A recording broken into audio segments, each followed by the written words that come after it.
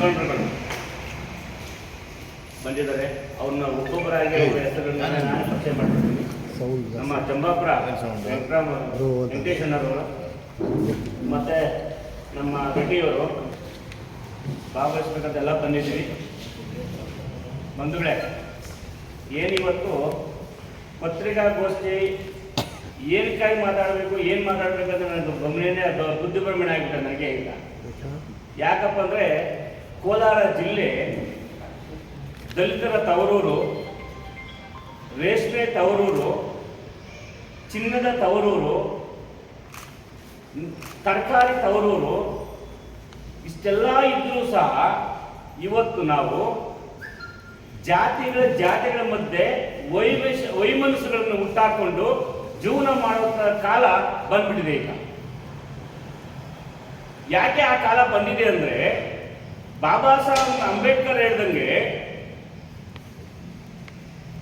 ಶೈಕ್ಷಣಿಕವಾಗಿ ಆರ್ಥಿಕವಾಗಿ ಸಬಲರಾಗಿ ಮುಂಚೂಣಿಯಲ್ಲಿ ಬರಬೇಕಾದಂಥವರು ಇದನ್ನೆಲ್ಲ ನ್ಯೂನತೆಗಳನ್ನು ಮರೆಮಾಚಿ ಇವತ್ತು ಬೇಸತ್ತು ಮನೆಯಲ್ಲಿ ಉಳ್ಕೊಳ್ಳೋದೇ ಇದಕ್ಕೆ ಕಾರಣ. ಯಾಕಂದ್ರೆ ಬುದ್ಧಿವಂತರು ವೇದಿಕೆಗೆ ಬರಲಿಲ್ಲ ಅಂದ್ರೆ ದಡ್ಡರು ವೇದಿಕೆಗೆ ಬರ್ತಾರೆ, ಹೋರಾಟಕ್ಕೆ ಬರ್ತಾರೆ, ರಾಜಕೀಯಕ್ಕೆ ಬರ್ತಾರೆ.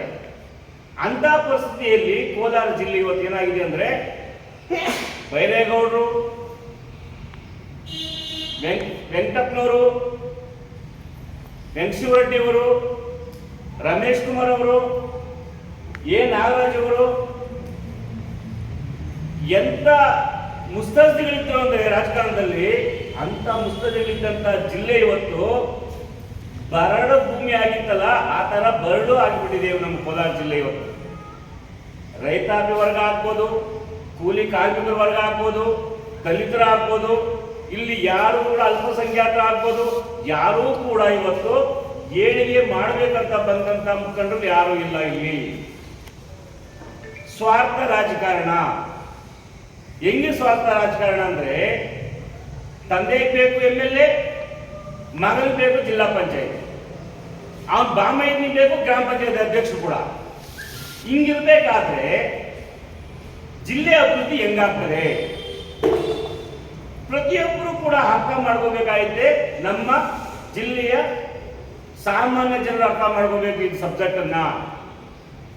ನಾನು ಪ್ರತಿಯೊಬ್ಬ ಹೋರಾಟ ಮಾಡೋ ಸಮಯದಲ್ಲಿ ಕೂಡ ಹೇಳ್ತಾ ಇರ್ತೀನಿ, ಪ್ರೆಸ್ ಮೀಟ್ ಮಾಡೋ ಸಮಯದಲ್ಲಿ ಕೂಡ ಹೇಳ್ತಾ ಇರ್ತೀನಿ, ರೈತಾಪಿ ವರ್ಗವನ್ನ, ದಲಿತ ಸಮುದಾಯಗಳನ್ನ ಯಾಕೆ ಇವರು ತುಳ್ಕೊಂಡು ಇಟ್ಕೊಂಡಿದ್ದಾರೆ ಅಂದ್ರೆ, ಯಾಮಾರ್ಸಿ ಇಟ್ಕೊಂಡಿದ್ದಾರೆ ಅಂದ್ರೆ, ವೋಟ್ ಬ್ಯಾಂಕ್ ಮಾಡ್ಕೊಂಡಿದ್ದಾರೆ ಅಂದ್ರೆ, ಇವ್ರು ಯಾರೂ ಕೂಡ ಬುದ್ಧಿವಂತರಾಗಬಾರ್ದು, ಇವ್ರು ಯಾರೂ ಕೂಡ ಕೋಲಾರ ಬರಬಾರ್ದು. ಇವ್ರು ಯಾರು ಕೂಡ ಕೋಲಾರ ಬಂದ್ರೆ ಪ್ರಶ್ನೆ ಮಾಡೋತಾರೆ. ಅದರಿಂದ ಯಾರು ಕೂಡ ಕೋಲಾರ ಬರಬಾರ್ದು ಅನ್ನೋ ಉದ್ದೇಶ ಇವರು. ಬಂಧುಗಳೇ, ಇವತ್ತು ಗ್ರಾಮ ಪಂಚಾಯತಿ, ಜಿಲ್ಲಾ ಪಂಚಾಯತಿ, ತಾಲೂಕ್ ಪಂಚಾಯತಿ, MLA, MLC, MP ಎಲ್ಲಾ ಚುನಾವಣೆಗಳು ಕೂಡ ನೋಡ್ಕೊಂಡ್ ಬಂದಿದ್ದೀವಿ ನಾವು. ಇವತ್ತು 30 ವರ್ಷದಲ್ಲಿ ಜಿಲ್ಲೆ ಬರಡಾಗಿದೆ. ಇವತ್ತು ಎಲ್ಲಿಯೂ ಕೂಡ ಅಭಿವೃದ್ಧಿ ಕಾಣಲಿಲ್ಲ, ಎಲ್ಲಿಯೂ ಕೂಡ ದೀನ ದಲಿತರು ಉದ್ಧಾರ ಮಾಡಲಿಲ್ಲ ಯಾರು ಕೂಡ. ಇವತ್ತು ಸಹಕಾರ ಕ್ಷೇತ್ರ ಅಂತ ಬಂದಾಗ ಇವತ್ತು DCC ಬ್ಯಾಂಕ್ ಚುನಾವಣೆ ನಡೀತಾ ಇದೆ. ಆ DCC ಬ್ಯಾಂಕ್ ಚುನಾವಣೆಯನ್ನ ಯಾವ ತರ ಮಾಡ್ತಾ ಇದ್ದಾರೆ ಅಂದ್ರೆ, MLAಗಳೇ ಬಂದು DCC ಮೆಂಬರ್ ಆಗ್ಬೇಕು ಅಂತ ಹೊರಟಿದ್ದಾರೆ. MLAಗಳು ಇವ್ರೇನು MLAಗಳು ಏನ್ ತಿಳ್ಕೊಂಡಿದ್ದಾರೆ ಇವರು? MLAಗಳನ್ನ ಒಬ್ಬ MLA ಜವಾಬ್ದಾರಿ ಏನಂದ್ರೆ, MLAಗೆ ಅನುದಾನ ಬರೋದಿಲ್ವಾ? MLAಗೆ ಜವಾಬ್ದಾರಿ ಇಲ್ವಾ? ಇನ್ನು 2 ದಿನ, ಇನ್ನು 6 ತಿಂಗಳು ಹೋದ್ಮೇಲೆ ಗ್ರಾಮ ಪಂಚಾಯತ್ ಚುನಾವಣೆಗೂ ಬಂದ್ಬಿಡ್ತಾರೆ ಇವರು. ಅಲ್ಲಿ ಅಧ್ಯಕ್ಷ ಅಂದ್ರೆ NRG ಕೆಲಸಕ್ಕೆ ಬರ್ತಾರೆ, ಅಲ್ಲಿ ಒಳ್ಳೆ ಡ್ಯೂಟಿ ಮಾಡಬಹುದು ಅಂತ ಅಲ್ಲಿಗೂ ಬಂದ್ಬಿಡ್ತಾರೆ. ಯಾಕೆ ಬೇಕು ಈ ಕರ್ಮ?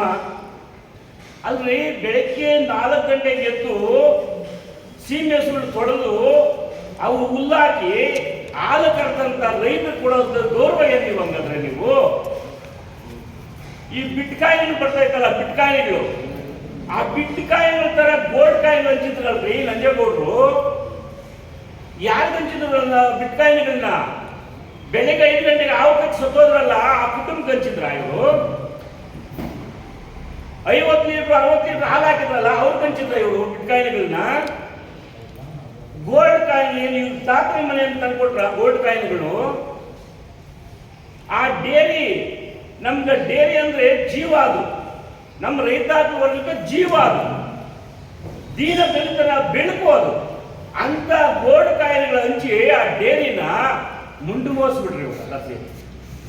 ಇವತ್ತು ಹೆಂಗಾಗ್ಬಿಟ್ಟಿದೆ ಅಂದ್ರೆ, ಇವತ್ತು ರಾಜಕಾರಣದಲ್ಲಿ ಬಹಳ ಉತ್ತಮರಿದ್ರು.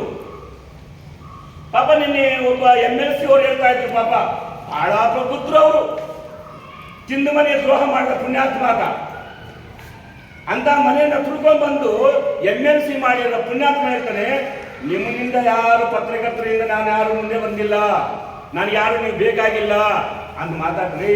ಪತ್ರಿಕಾ ರಂಗ ಅಂದ್ರೆ ಏನ್ ತಿಳ್ಕೊಂಡಿದ್ಯಾ MLC ಅವರೇ? ಮಿಸ್ಟರ್ ಅನಿಲ್ ಕುಮಾರ್, ಪತ್ರಿಕೆ ಉದ್ಯಮ ಅಂದ್ರೆ ಏನ್ ತಿಳ್ಕೊಂಡಿದ್ಯಾ? ಅದು ಕೂಡ ಸಂವಿಧಾನದ ಒಂದು ಅಂಗ, ಒಂದು ಫಿಲ್ಟರ್. ಯಾಕಂದ್ರೆ ಒಳ್ಳೇದನ್ನು ಬರೀತಾರೆ, ಕೆಟ್ಟದನ್ನು ಬರೀತಾರೆ. ಅವ್ರು ಇದ್ರೇನೆ ಪರಿವರ್ತನೆ ಆಗೋದು. ಜನಕ್ಕೆ ವಿಷಯ ಮುಟ್ಟಬೇಕಲ್ಲ, ನೀವು ಮಾಡೋ ಅರ್ಧ ಕೆಲಸ ಮುಟ್ಟಬೇಕಲ್ಲ. ಅದನ್ನೆಲ್ಲ ತಿಳಿಸುವಂತವ್ರು ಯಾರು? ಮೀಡಿಯಾ ಅಲ್ವಾ? ಆ ಮೀಡಿಯಾ ಮಾತಾಡ್ತೀಯ, ನೀನು ನಾಚಿಕೆ ಮಾತಾಡ್ತೀಯಾ? ನಿನ್ನ ಬಗ್ಗೆ ಏನ್ ಮಾತಾಡ್ಬೇಕು ನಾನು? ನನಗೆ ಹಳ್ಳಿಗಳಲ್ಲಿ ಜನಗಳು ಯಾಮಾರಿಸ್ಬಿಟ್ರೆ ಸಾಕು, ನಮ್ಗೆ ಇವ್ರು ಯಾರು ಬೇಕಾಗಿಲ್ಲ ಅಂತ ಮಾತಾಡ್ತೀಯಪ್ಪ ಪುಣ್ಯಾತ್ಮ.